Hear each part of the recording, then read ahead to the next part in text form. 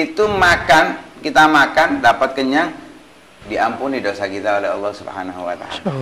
Nah, belum lagi kalau adab-adab yang lain dijalankan. Itu masih doa. Dimulai dan ditutup dengan doa.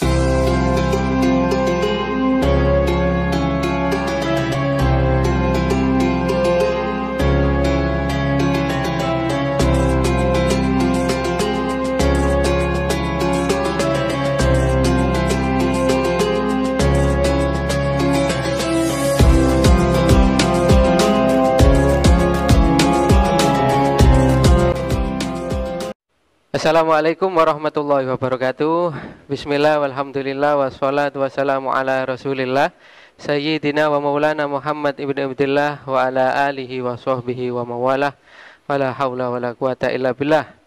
Alhamdulillah, jumpa kembali dalam program Kantin Habaib, kajian rutin bersama Habib, yang alhamdulillah di edisi kali ini kita berjumpa kembali, insya Allah masih bersama guru-guru kita, Al-Ustadz Habib Hadi bin Segaf Asegaf dan juga Al-Ustadz Habib Umar bin Segaf Asegaf. Dan insya Allah di edisi kali ini kami akan mengupas salah satu pembahasan yang menarik, khususnya yang berhubungan dengan kegiatan kita, aktivitas kita, rutinitas kita sehari-hari, yang mana rutinitas tersebut insya Allah merupakan kebiasaan kita sehari-hari, yaitu tidak lain tidak bukan adalah makan. Yang mana makan ini termasuk diantara daripada kebutuhan primer atau kebutuhan pokok kita sehari-hari, yang termasuk dalam 3, sandang, pangan, dan papan.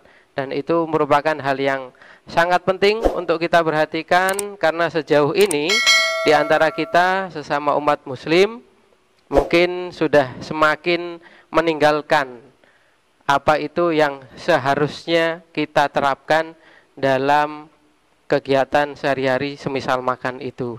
Karena di setiap kegiatan kita ada banyak sekali adab-adab, tata cara yang sudah diajarkan oleh baginda Nabi Muhammad SAW. Dan penting sekali untuk kita ketahui bahwasanya di dalam makan ada beberapa adab yang bisa kita terapkan. Dan untuk tahu lebih dalam, tentunya saya tidak sendirian, karena kita sudah kedatangan salah satu dari guru kita, narasumber dari program kantin, yaitu Al-Ustadz Al-Habib Umar bin Segaf Asegaf. Dan alhamdulillah beliau sudah hadir di tengah-tengah kita. Assalamualaikum Ustadz. Waalaikumsalam warahmatullahi wabarakatuh. Alhamdulillah, bagaimana kabar antum di kesempatan kali ini? Alhamdulillah sehat walafiat, penuh dengan karunia dan pemberian dari Allah Subhanahu wa taala. Alhamdulillah, mudah-mudahan Ustadz beserta keluarga senantiasa diberikan keberkahan oleh Allah Subhanahu wa taala, sehingga bisa terus membimbing kita semua, memberikan ilmu-ilmu yang bermanfaat, tentunya dalam program-program unggulan yang kita tampilkan di akun atau channel YouTube Majelis Al-Ibadat.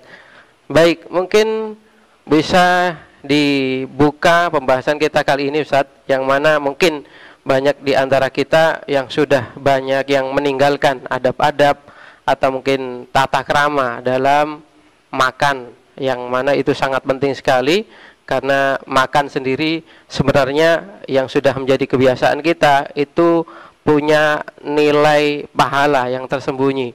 Nah, mungkin Ustadz bisa memberikan sedikit pembahasan bagaimana di dalam makan ini kok bisa terkandung pahala. Bismillah, alhamdulillah, salatu wassalamu ala rasulillah Sayyidina Muhammad bin Abdullah wa ala alihi wa sahbihi wa man walah wa la hawla wa la quwata illa billah. Makan ini adalah suatu kebutuhan yang tadi sudah disebutkan, bahwa kita diberikan oleh Allah Subhanahu wa taala tubuh yang membutuhkan untuk asupan dalam kebutuhan kita, yang fungsinya utamanya adalah sebagaimana Allah Subhanahu wa taala memerintahkan dalam memberikan tujuan dalam menciptakan manusia, wa ma khalaqtul jinna wal insa illa liya'budun. Ibadah yang diperintahkan oleh Allah itu nggak mungkin bisa kita jalankan bila kita tidak memiliki kekuatan apapun. salah satu penyebab yang dapat memberikan kita bisa melakukan ibadah yaitu makan. Nah, dengan memakan kita akan memiliki energi yang bisa kita gunakan untuk melakukan perintah Allah Subhanahu wa Ta'ala. Maka dari itu ketika kita makan dengan tujuan untuk bisa memberikan energi, walaupun tanpa niat itu dia pasti akan punya energi, tapi tujuannya untuk memberikan energi yang digunakan untuk ketaatan ibadah, maka nilai makan kita yang hukumnya itu adalah mubah bernilai pahala. Sebagaimana di dalam Zubah disebutkan, wa man nawa bi aklihil quwa li ta'atillahi lahu maqad nawa. Siapa yang makan tujuannya untuk memberikan kekuatan untuk taat kepada Allah, beribadah kepada Allah, maka nilai makan yang dilakukan adalah ketaatan. Tentunya bila makan yang dimakan adalah makanan yang halal dan menggunakan cara yang diajarkan oleh Nabi Shallallahu Alaihi Wasallam, maka disitulah makan yang dilakukan bernilai pahala. Sehingga begitu pentingnya makan itu, Allah Subhanahu Wa Taala menjelaskan dalam ayat Al-Quran tentang makan. Ya ayyuhar rusulu kulu minat thayyibati, ya ayyuhan nabi kulu mimma. Allah memerintahkan kita untuk makan. Artinya makan ini bukan sekedar perbuatan sia-sia, tapi memiliki nilai-nilai tergantung tujuan kita makan. Tujuan baik nilainya baik, tujuan buruk nilainya. Nah, disitulah makanya di antara penyebab mengapa makan itu disunahkan dengan memulai bismillah, karena makan adalah suatu perkara mubah tapi diperhatikan, memiliki perhatian khusus oleh syariah. Memiliki perhatian khusus oleh syariah. Ketika adab-adabnya terjalani, walaupun itu adalah makan, nikmat, tapi memiliki nilai pahala yang besar di dalamnya. Memiliki pahala yang besar dalam sebagaimana di antaranya ketika kita makan, diisi dengan adab-adabnya, ditutup dengan doa ketika selesai makan. Ketika memakan, kita makan doa Allahumma barik lana fima razaqtana warzuqna khairan minhu. Setelah makan kita baca doa alhamdulillahilladzi at'amana wa at'amani hadza ta'ama razaqani min ghairi haulin minni wala quwwah. Itu makan, kita makan dapat kenyang, diampuni dosa kita oleh Allah Subhanahu wa Ta'ala. Nah, belum lagi kalau adab-adab yang lain dijalankan. Itu masih doa. Dimulai dan ditutup dengan doa sudah bernilai. Oh, jadi Masya Allah luar biasa ya. Jadi ternyata tidak sesederhana itu, tidak sesimpel itu. Makan banyak sekali adabnya, mulai dari doa sebelum makan, terus nanti ditutup dengan doa sesudah makan, bahkan di dalamnya juga ada adab-adabnya, harus pakai tangan atau apa. Nah, ini nanti mungkin bisa dijelaskan tentunya dengan praktek secara langsung agar lebih mudah kita pahami bersama. Maka dari itu kita akan sediakan properti yang mana insya Allah akan lebih memudahkan kita dalam memahami adab-adab yang akan disampaikan oleh guru kita Al-Ustadz Umar bin Segaf As-Segaf.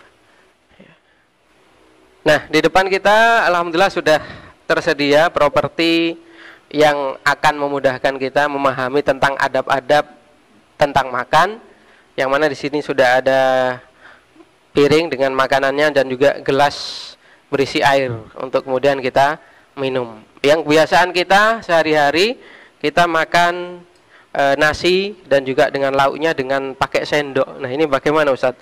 Apakah kebiasaan kita sehari-hari makan menggunakan sendok ini sesuai dengan adab yang sudah diajarkan oleh Nabi? Jadi Nabi Shallallahu Alaihi Wasallam itu ketika makan langsung menggunakan tangan tanpa bantuan apapun. Jadi Nabi kalau makan langsung pakai tangan, nggak pakai alat apapun, pakai tangan. Bukan berarti nggak boleh kita makan pakai sendok, nah ada masalah. Cuman yang bagus itu kita makan pakai tangan. Mengapa? Karena ketika kita makan pakai tangan, selain mengikuti Nabi Shallallahu Alaihi Wasallam, meneladani Nabi, karena di dalam tangan kita ini memiliki bakteri yang bagus untuk pencernaan.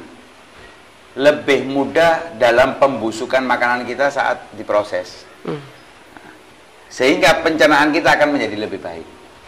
Nah, tentunya ketika kita mau makan menggunakan tangan, itu cuci tangan terlebih dahulu. Cuci tangan terlebih dahulu. Mengapa? Karena cuci tangan sebelum makan itu disebutkan dalam hadis yunfil faqra. Dalam riwayat yang lain, kalau sebelum makan yunfil faqra, setelah makan yunfil lamam, menghindarkan daripada kefakiran, dan kalau setelah makan menghindarkan daripada caci maki orang. Ya, kalau kita belum cuci tangan, megang orang, salaman, kan bau. Iya, betul. Nah, ada riwayat yang lain enggak? Sebelum dan setelah makan, ketika kita cuci tangan itu menghindarkan daripada kefakiran. Ya, coba kita perhatikan, kita mau makan bisa terhindar daripada kefakiran. Masya Allah, ya. Ketika menjalankan adabnya Nabi SAW. Nah, karena tangan kita itu kan kotor. Betul. Mau kita bangun tidur, mau kita setelah memegang apapun, tangan kita ini kotor, walaupun terlihat mungkin bersih. Nah, karena ini dianjarkan oleh Nabi SAW untuk cuci tangan. Nah, dalam cuci tangan itu biasanya caranya seperti ini, dituang. Nah, kalau ada di kebiasaan kita bukan dituang, tapi dikopok. Iya. Nah, ini kurang tepat. Ada dituang. Kenapa? Biar kotorannya jatuh. Kita nggak bercampur dengan kotoran. Betul. Nah, seperti itu. Kemudian saat makan, Nabi itu hanya menggunakan 3 jari. Wah, ini yang sulit, Ustaz. Jari ibu jari, jari telunjuk, dan jari tengah. Terkadang Nabi bantuan dengan jari yang keempat. Nah, seperti ini. Ini Nabi ngambil makan pakai 3 jari. Seperti. Kenapa kok pakai 3 jari? Agar suapannya nggak banyak. Iya. Tujuannya suapan nggak banyak. Kemudian saat makan dianjurkan mengunyah lebih. Lah kenapa kok seperti itu? Agar nggak banyak makan. Karena kita ini makan bukan untuk kenyang, tapi makan biar punya tenaga. Betul. Nah, ketika makan itu kecil, kemudian dia mengunyah lama, dianjurkan untuk mengunyah lama agar proses di dalam lebih mudah, cepat, lebih mudah dan bagus untuk pencernaan, sehingga membuat makan nggak banyak, kemudian dia makan dengan bagus. Nah, makan. Lah kalau pakai 2 jari seperti apa ketika kita biasanya makan cemilan? Itu kan makan ya. Jadi makan itu istilah makan kalau bendanya padat dari mulut ke perut kita. Kalau cair namanya minum. Tapi hanya susu yang minum tapi hukumnya mirip dengan makan.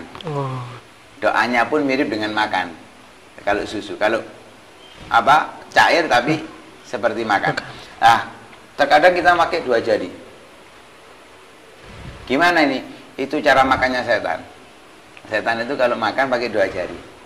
Lah ini sama dengan orang pakai sumpit. Karena itu dalam Islam nggak diajarkan.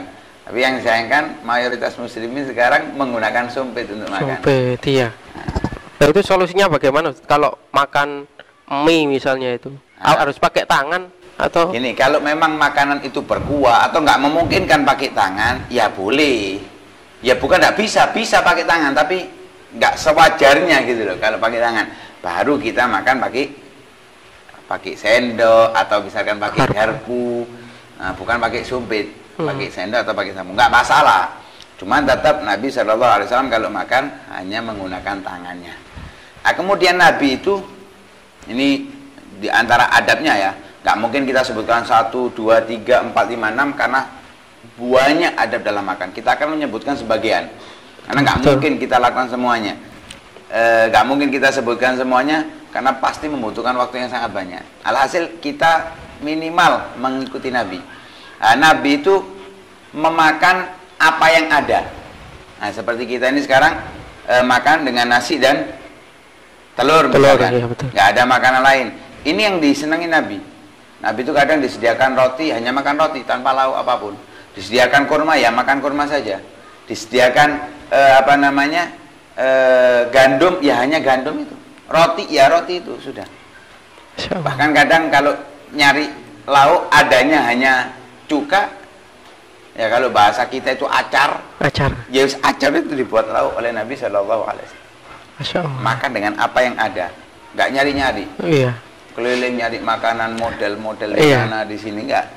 Kalau Nabi apa yang disediakan, yaitu yang dimakan.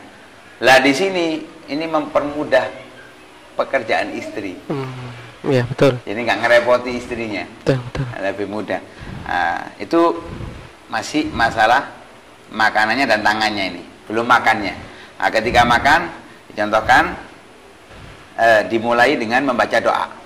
Jadi sebelum kita ngambil seperti ini, kita makan dimulai dengan baca doa. Nah, Nabi Shallallahu Alaihi Wasallam ada beberapa macam doa dalam riwayat hadis, tapi yang sudah umum di kalangan kita yaitu Bismillahirrahmanirrahim. Allahumma barik lana fima razaqtana wa qina adzabannar. Ini ada riwayat seperti itu. Ada riwayat yang lain yang sering digunakan oleh para habaib, itu ketika makan mereka membaca doanya Allahumma barik lana fima razaqtana warzuqna khairan minhu. Warzuqna khairan minhu. Dimulai makan. Mengambil dari pinggir, bukan ngambilnya di tengah-tengah. Nah, ini sama ketika kita ngambil di Magicom misalkan. Gitu. Jangan diambil yang tengah. Mengapa? Karena kalau diambil yang tengah, khawatirnya berkahnya ini sudah habis duluan. Yang lainnya nggak ada berkah. Ngambil dari samping. Ngambilnya dari samping. Nah, ngambil dari samping, kemudian dengan suapan yang kecil, setelah baca doa, memulai dengan Bismillahirrahmanirrahim, dimakan. Dikunyah.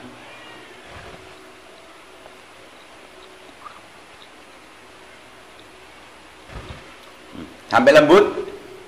Nah, saat ngunyah jangan sambil ngobrol. Memang dianjurkan saat makan itu ngobrol, tapi bukan saat ngunyah. Kenapa? Katanya Nabi,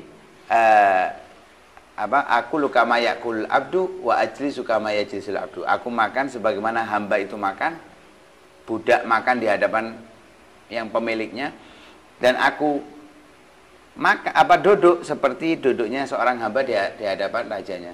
Kalau kita ngelihat film-film seorang bawahan di hadapan rajanya kan duduknya seperti ini. Iya, betul, betul. Atau seperti ini. Kenapa? Menunjukkan tawadhu. Dan Nabi nggak mau makan di meja, makanya di bawah. Iya, makanya di bawah. Kalaupun pakai alas, nah biasanya dinamakan dengan sufro. Sufro. Ya, sufro kayak apa? Taplak. Taplak ini. Nah, pakai taplak.